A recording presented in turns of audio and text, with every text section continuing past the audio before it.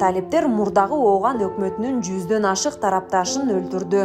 Оганстандан чет өлкөлүк аскерлер чыгарылгандан кийин Талибан радикал кыймылынын жоочулары мурдагы Ооган өкмөтүнө байланышы бар 100дөн ашык кишини өлтүргөн.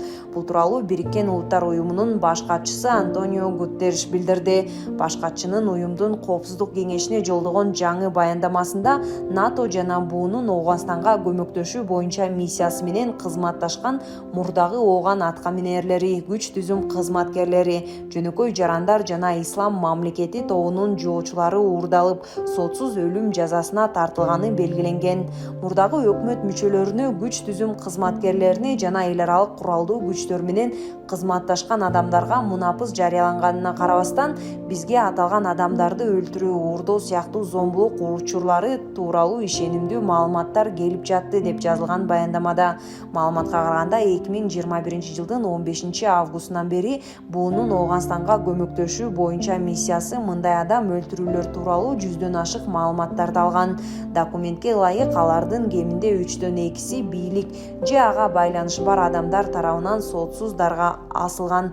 Мындан тышкары баяндамада талиптер ИИМ тобуна тиешеси бар деп шектелген. Бери дегенде 50 кишини дарга асканы жазылган. Бирок документте бул өлтүрүүлөрдүн так далили келтирген эмес. Антонио Гутерриш Ооганстанда бийликке талиптер келгенден кийин өлкөдө гуманитардык каатчылык мурдагыдан да тереңдеп, ачарчылык күчөп жатканын белгиледи. Ал эл аралык коомчулукту Ооган элине жардам берүүгө чакырып, болбосо аймак мындан да кымбатка туруп калышы мүмкүн экенин айтты.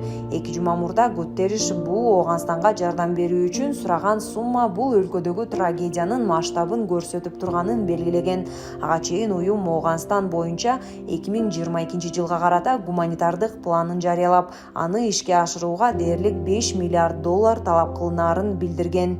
2021 жылы 15 августта Талибандын жоочулары Кабулду ээлеп алгандан кийин өлкөнүн президенти Ашраф Гани Бириккен Араб Эмираттарына качып кеткен. Сентябрдын башында өлкөнүн убактылуу өкмөтүнүн курамы жарыяланып, аны 2001 жылдан бери буунун санкциялык тизмесинде турган Мохаммад Хасан Ахунд жетектеп келген. Бүгүнкү күнгө чейин Ооганстандагы бул өкмөттү дүйнөдөгү бир да өлкө тааный элек.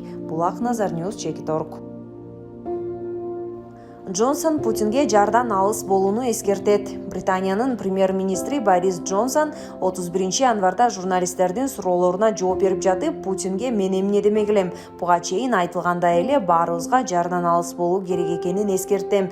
Менимче Украинага басып кирүү бүтүндөй дүйнө үчүн чоң аламатка айланат. Эң биринчи кезекте Орусия үчүн аламат болот, деди. Буга чейин Орусиянын тышкы иштер министри Сергей Лавров АКШнын мамлекеттик катчысы Энтони Блинкен менен 1 февралда телефондон сүйлөшөрүн билдирген.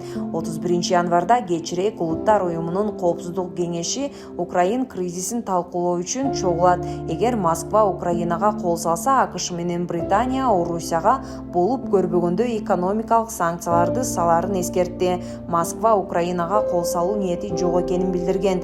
Кремлдин маалымат катчысы Дмитрий Песков, эгер экономикалык сокку орусиялык компанияларга тийсе, Москва жооп чаралары көрөрүн эскертти.